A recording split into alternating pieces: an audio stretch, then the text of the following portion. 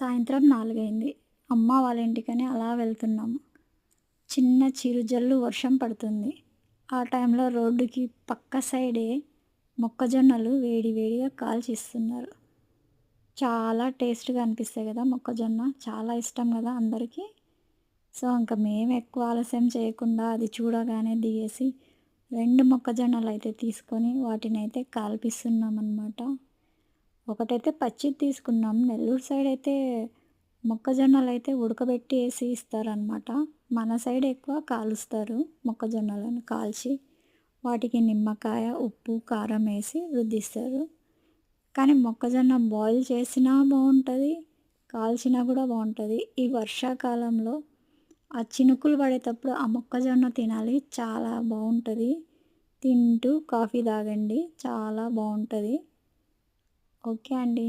Bye.